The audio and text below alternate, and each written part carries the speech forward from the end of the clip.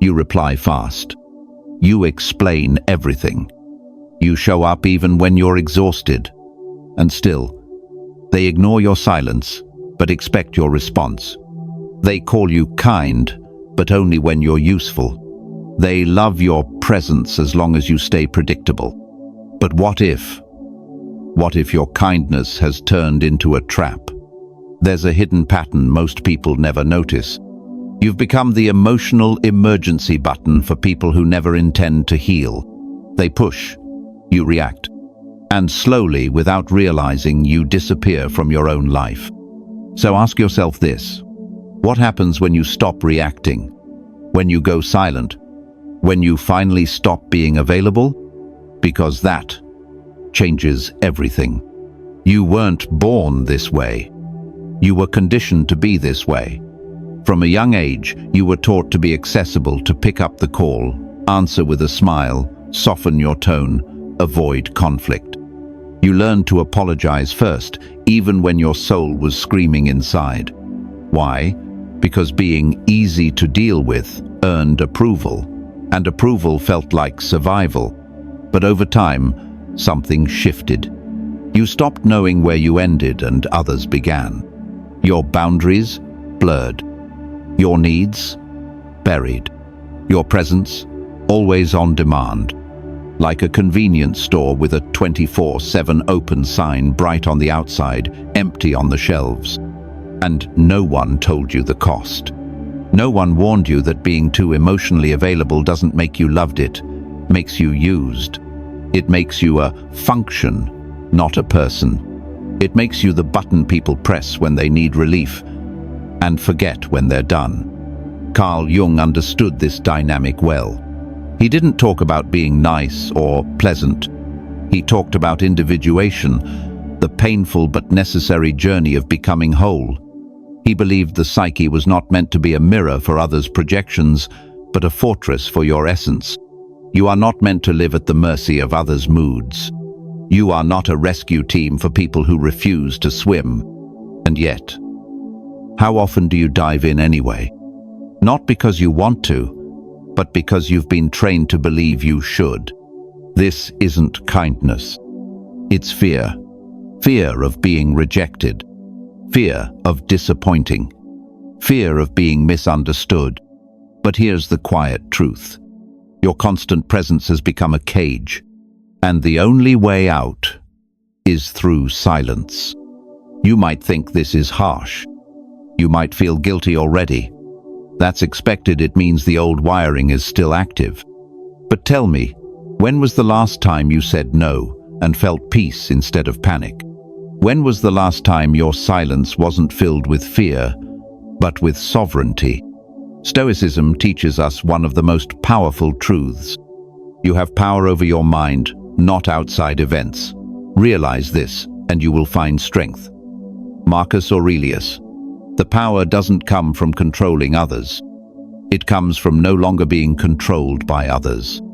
So this is where your journey begins, not in conflict, not in confrontation, but in withdrawal. A calm refusal to be the button. Because when you stop being available, they panic. Not because you hurt them, but because they lost their grip on you. And that silence? That's not absence.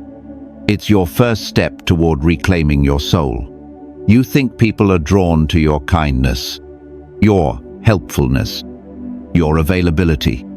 But in reality, what they're drawn to is your predictability. Let that sink in. They know you'll answer. They know you'll explain. They know you'll stay, even when you're not okay. And that makes you controllable. Most manipulation doesn't come with raised voices or threats. It comes through your own habits, habits you call politeness, patience, compassion. But when those qualities are handed out without discernment, they become tools against you. Let me be blunt. People exploit what they can predict. They know exactly which words will guilt you, which tone will make you fold, which silence will make you chase. Not because they're evil, but because you taught them how to access you. Every impulsive text, Every desperate explanation, every instant yes becomes data. It maps your emotional blueprint.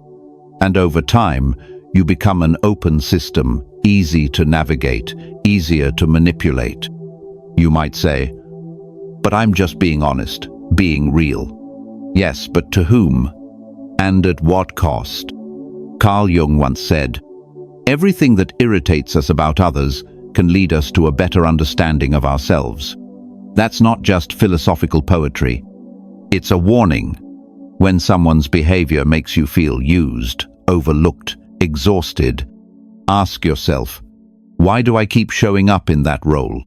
Not to blame yourself, but to reclaim the lever of control. Because here's the truth Stoicism teaches, and it's a hard pill to swallow. No one can truly manipulate you without your participation. What they do may be selfish, but what you allow is where your freedom dies. The Stoics believed that freedom was an inner discipline, not a gift from the world. They didn't trust emotions to lead the way, because emotions, especially reactive ones, are easy to hijack. If someone succeeds in provoking you, realize that your mind is complicit in the provocation. Epictetus. That means the trigger is not the problem. Your untrained reaction is. And that's exactly what people rely on when they keep you stuck in unhealthy dynamics. Not force, not threats, just your automatic availability. Imagine this. Someone texts you with a passive-aggressive comment. In the past, you'd reply instantly, trying to clarify, defend, smooth things over. Now, imagine you pause. You breathe. You say nothing. That's silence? To them, it's chaos. Because the script broke. Their control slipped. This is where the Stoic mindset begins to take form. You no longer dance to the emotional beat others dictate. You observe. You choose. You act with deliberate restraint, not out of fear, but out of strength. But to do this, you must accept one discomfort. You will be misunderstood. They'll say, you've changed, that you've become distant, cold, strange. But what really happened is that you stopped being available for their patterns. That silence you offer, it forces them to meet themselves. And that's a mirror many can't bear to look into. So, here's your challenge. Start noticing what makes you react automatically, what makes you want to please, to justify, to rush. That's not kindness, that's programming. And when you break your predictability, you break the chains. Because in the end, emotional sovereignty is not about becoming unkind. It's about becoming unreadable until you choose to be seen.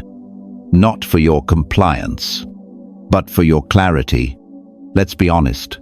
You already know this dynamic, don't you? It starts small. A late-night message from someone who never checks in except when they're spiraling. A phone call after months of silence, but only because they just really need to talk. A friend who disappears for weeks, then returns only to dump emotional chaos into your lap. And you? You answer. You listen. You soothe. Every single time. But let me ask you something no one else dares to. When have they ever done the same for you? There's a brutal truth that hides behind that pattern. You have unknowingly become their emotional emergency button. You're not a friend. You're not a partner. You're a release valve. A temporary balm. An emotional vending machine that's always open, always responsive, always emptying itself. And here's what's worse. You thought that meant you mattered. That if you were there when they were at their worst, maybe, just maybe, they'd finally see your worth. But they don't. Because they don't need to. You already made yourself available, no effort required. You were raised to believe that compassion means constant access. That being a good person means always answering the phone, always replying, always showing up. But that's not compassion. That's emotional servitude disguised as virtue. And no one taught you how dangerous that is. Carl Jung once warned that when we become too emotionally open, we invite others to project onto us, not connect with us. They don't see you. They see a role, a relief station, a place to offload pain without responsibility. And the more you show up immediately, the less you're valued for your presence. Because let's face it, what's always available becomes disposable. Here's what the Stoics would say to this. Don't explain yourself. Don't respond to every cry. Silence is sometimes the most virtuous reply. Reinterpretation of Epictetus's stance.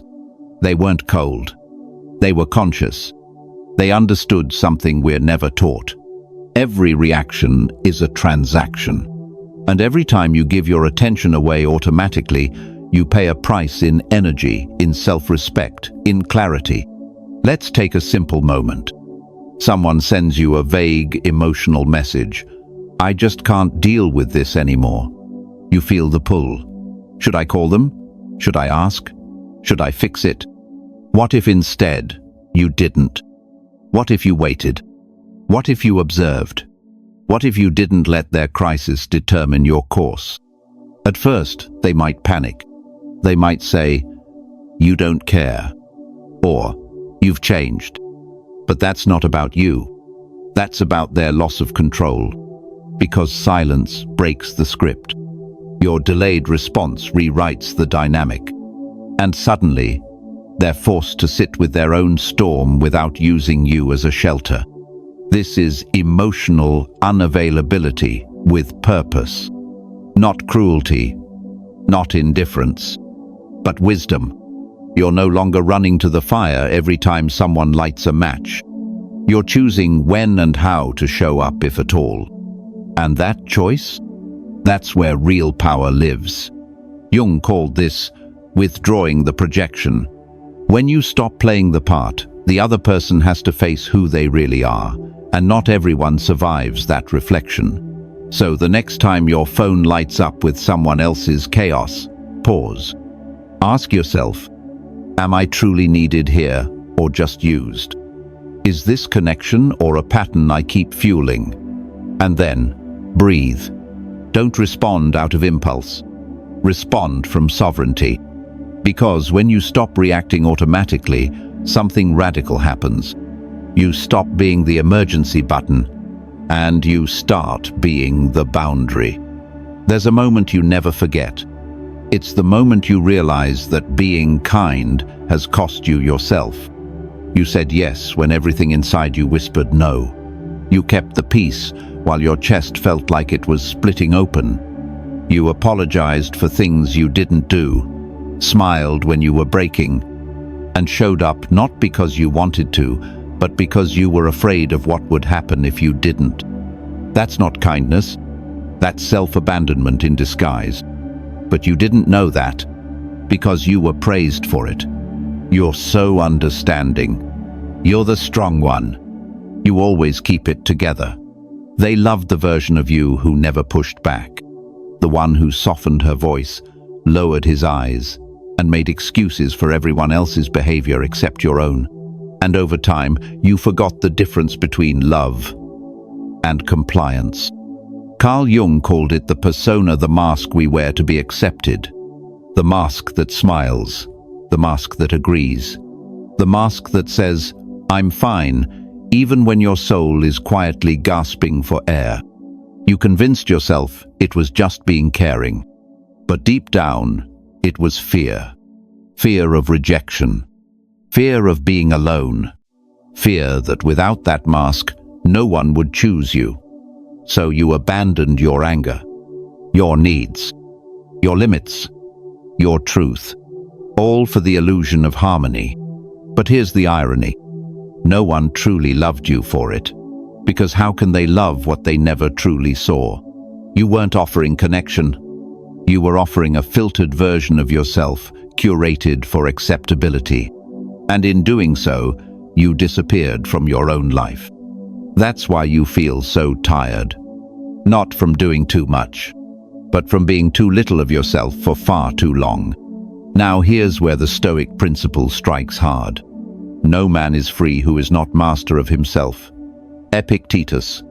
Freedom doesn't begin with dramatic exits or harsh boundaries. It begins quietly with a decision to stop betraying yourself in the name of being liked. Because people will leave. They always do when the version of you they liked stops serving them. But that's not your loss. That's their reveal. You were never truly loved. You were simply tolerated as long as you stayed in character. But you're not a character. You're not a utility. You're not a cushion for other people's chaos. You are a person with a voice, a center, a soul. And that soul is not here to be chipped away by guilt, not here to be swallowed by silence you don't choose, not here to play peacekeeper in wars you never started. So the next time you feel the urge to say yes, just to avoid discomfort, pause. Ask yourself, am I being generous? Or am I trying not to be abandoned? Am I expressing care or suppressing truth? Because when your kindness starts to cost you your integrity, it's no longer kindness. It's sacrifice, and no one is worth the price of you. The Stoics taught, care about what you can control. And the one thing you can always control is whether or not you show up honestly. So yes, you might lose people, but you'll begin to keep something far more precious. Your alignment, your clarity, yourself. And in that space where you used to disappear, you will start to reappear quietly, confidently, completely. It's subtle at first. You start responding slower. You stop justifying every silence. You no longer explain yourself like your worth depends on being understood. And suddenly, the people around you shift. Some go quiet. Some get irritated. Some accuse you of acting different, of pulling away. They say, you've changed. And they're right. You have, but not in the way they think. You didn't become colder. You became clearer. You stopped being the mirror they used to avoid looking at themselves. And that is terrifying for them. Carl Jung described this as projection, the psychological tendency to unconsciously dump our own unresolved issues onto others. But what most people miss is the second half of that equation. You have to agree to carry it. And when you stop agreeing, when you stop reacting, stop absorbing, stop playing the role, the mask they placed on you shatters. That's when the panic sets in. Because now they're no longer relating to you. They're forced to relate to themselves, to their own anger, their own guilt, their own emptiness. And not everyone is ready for that. You see, as long as you were available emotionally, mentally, energetically, you served a purpose. You made them feel centered, validated, right, important. But once you withdraw, you become a threat. Not because you attacked, but because you stopped playing along. This is why some people don't miss you. They miss the version of themselves they got to be around you. The Stoics had a word for this: autarkia, inner self-sufficiency. A state where your identity no longer depends on external affirmation or roles you perform for others. He who is not a slave to the opinion of others is truly free. Seneca. Freedom begins when you stop being cast in someone else's narrative. When your silence becomes a wall not to push people away, but to protect your inner space. But make no mistake, they will interpret it as rebellion, because silence breaks more illusions than arguments ever could. It removes the distraction. It leaves people alone with their own noise. And when they no longer have access to your reactions, your validations, your emotional labor, they no longer know who they are without you. That's when you see the most revealing responses: passive aggression, guilt trips, sudden neediness, or silence, but now used as a weapon. Not because you've done something wrong, but because you stopped being functional. And here's the harsh truth. Some people never saw you as a person. You were a function, a source, a supply. When that disappears, so does their interest. But don't mourn it. Don't run back to resuscitate a dynamic that only survived because you kept it breathing. This is not the end of a relationship. It's the end of a transaction disguised as connection. Jung wrote, "We do not become enlightened by imagining figures of light, but by making the darkness conscious." And this is your first confrontation with that darkness. Not theirs, yours. The part of you that always feared rejection, that clung to usefulness to feel needed. But you're ready now. You felt the weight of being too available. Now you feel the freedom of being misunderstood. And yes, it is uncomfortable. But discomfort is not danger. It's the shedding of who you no longer need to be. Because when you withdraw, the mask they gave you falls. And what rises is someone no longer performing, someone no longer afraid, someone finally becoming whole. In a world addicted to noise, silence is misunderstood. It's mistaken for weakness, for retreat, for passivity. But the truth is, silence, real silence, is not the absence of power. It's the concentration of it. The Stoics didn't talk much about silence. They embodied it. Marcus Aurelius, ruler of an empire, kept a journal, not a megaphone. He wrote to himself, not to the crowd. Not because he was hiding, but because true power doesn't need to perform. And yet here we are, living in a world that demands reaction. Fast replies, hot takes, instant feedback. Say something. Defend yourself. Be present. Be seen. Be relevant. But what happens when you simply don't? What happens when you pause, not because you're afraid, but because you're clear? You see, silence isn't a void. It's a filter. It reveals who is comfortable with your presence and who only valued your noise. Carl Jung once said, "In silence, we encounter what we truly are." But let's take that deeper. Because silence isn't just for reflection. It's a weapon in the psychological battlefield you didn't know you were in. When you stop reacting, you start observing. When you stop explaining, you start reclaiming. When you stop engaging, you start creating space for clarity to enter. That friend who panics when you don't text back immediately. That colleague who accuses you of being cold when you don't overshare. That family member who floods you with guilt when you choose space. They're not upset with you. They're upset with the loss of access. Your silence didn't hurt them. It broke their narrative. It interrupted the cycle. It ended the game. Because while you spoke, they still had control. But once you fell silent, real, grounded, purposeful silence, they no longer knew who you were. And that made you powerful. This isn't about giving the cold shoulder. This is about cultivating what the Stoics called ataraxia, inner stillness, even in the chaos.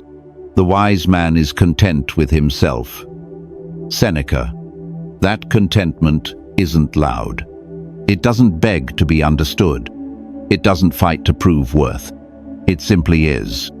So now the question becomes, what kind of silence are you practicing? There is the silence of avoidance, afraid to speak, afraid to act. And then there is the silence of sovereignty, knowing that not everything deserves your voice. The former is fear. The latter is freedom. And the more you practice it, the more you'll notice something remarkable. You enter rooms differently. You stop trying to win arguments that don't matter. You stop explaining yourself to people committed to misunderstanding you. You become a presence, not a reaction. People may say you're distant. They may say you're hard to read. Let them, because you're not available for constant decoding anymore. You've stopped broadcasting every emotion like a live feed. You've chosen selectivity with your time, your words, your energy. And that silence? It's not withdrawal. It's elevation. Because you're no longer in the emotional marketplace, bargaining with your soul for attention. You're not here to be understood by everyone. You're here to be aligned with yourself. And from that alignment comes a presence that speaks louder than any argument. So if you're ever unsure whether to respond, to explain, to react, try silence. Not as an escape, but as a statement. Because in a world that constantly pulls at your attention, the most powerful move is often not to move at all. There comes a moment when your silence isn't just noticed, it's interpreted. They'll say you're cold, distant, arrogant, detached. Not like before, and they're right, you're not like before. Because before, you were a function, a service, a button they could press when they needed comfort, validation, or attention. Now, you've removed the wiring. You've disconnected the fuse. The emotional emergency button is no longer operational. And that causes a rupture, not just in your relationships, but in their sense of control. You see, they weren't relating to you. They were relating to the version of you that stayed available at all costs. Once that version disappears, the illusion collapses. The role ends, and all that's left is the reality they don't want to face. That you were never truly seen, only used. And that is the gift of the rupture, because it shows you, with brutal clarity, who was there for your presence and who was there for your predictability. Carl Jung said, "People will do anything, no matter how absurd, to avoid facing their own soul." When you withdraw, when you stop feeding the emotional loop, you force them consciously or not to face that soul. And most will resist. They'll lash out. Not because you hurt them, but because you stopped serving a function that made them feel stable. This is where the guilt starts to creep in. The old conditioning returns. Maybe I was too harsh. Maybe I should explain. Maybe I overreacted. But listen closely. You didn't change. You just stopped complying. You just stopped bleeding to keep the peace. The Stoics never promised that choosing virtue over comfort would be easy, but they promised it would be clean. If it is not right, do not do it. If it is not true, do not say it. Marcus Aurelius. You choosing silence, space, and boundary isn't wrong. It's just unfamiliar, especially to people who only loved the version of you they could control. So, now comes the grief. Not for the people, but for the illusion you carried. You mourn the time you spent explaining yourself, softening your truth, abandoning your needs. But in that mourning, something else emerges.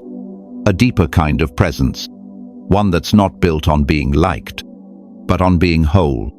You'll notice it in small ways. The phone doesn't ring anymore.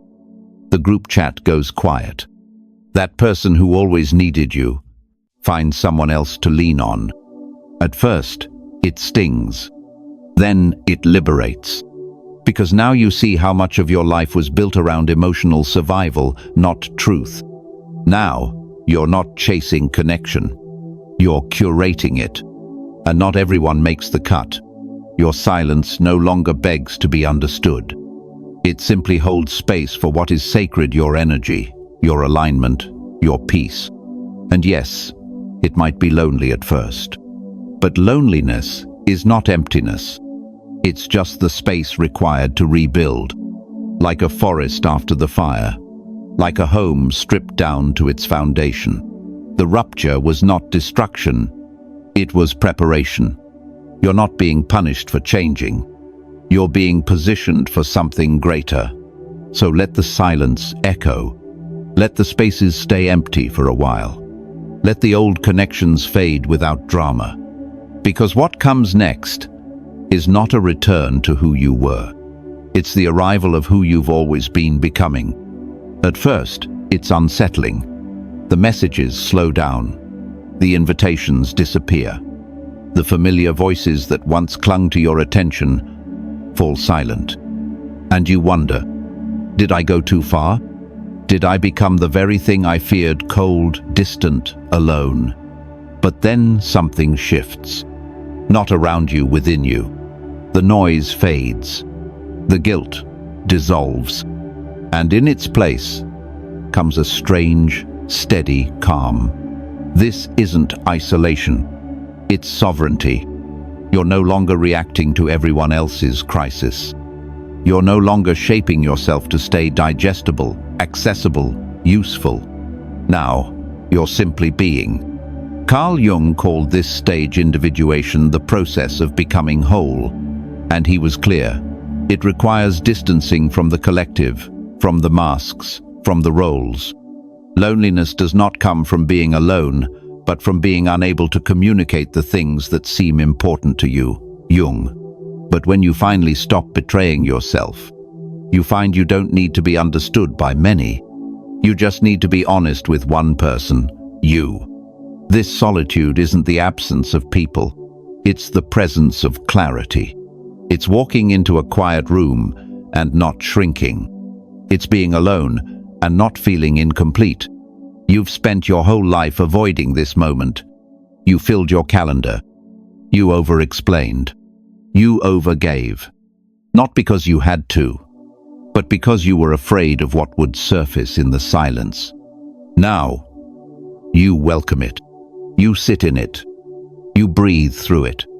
And you realize something radical. You were never missing people. You were missing yourself. And now that you've returned, everything and everyone looks different. Some will say, you've changed, that you've become hard to reach. Let them, because what they really mean is, you've stopped being predictable. You've stopped being available for their version of who you should be. And they're right. You're no longer the emotional emergency button. You're no longer the understudy in someone else's life story. You are your own center now. And yes, that comes with a cost. You'll lose people. You'll outgrow conversations. You'll be called names by those who once depended on your silence to stay in denial. But in return, you gain something priceless. Peace without permission. Presence without performance. Power without noise. The Stoics believed that true freedom comes from within. From desiring nothing outside your control, from learning to be satisfied with little, including the approval of others. He who needs nothing is truly free. Epictetus. You don't need constant connection. You don't need to be understood at every turn. You don't need to be liked by people who only loved your compliance. All you need is to stay loyal to your alignment. Because when you stop being available for noise, you become available for truth. And that truth is this: your presence has value only when it's protected by your absence. Your silence is not withdrawal. It's wisdom. It's not rejection. It's redirection inward. You are not here to be on call for chaos. You are not here to be decoded by every hand that knocks. You are here to live aligned, even if that means walking alone. Because the solitude of the strong is never empty. It's filled with knowing. It's filled with depth. It's filled with the one thing no one can ever take from you again: self-respect. And if this message has spoken to a part of you that's been quiet for too long, then maybe it's time to answer that voice. Not with another yes. Not with another explanation, but with a steady, sovereign silence. If you've made it this far, comment below, "I choose my peace." Let's see how many of us are finally ready for this kind of presence. And if this message resonated, subscribe to the channel. There's more on this path. And you shouldn't walk it alone.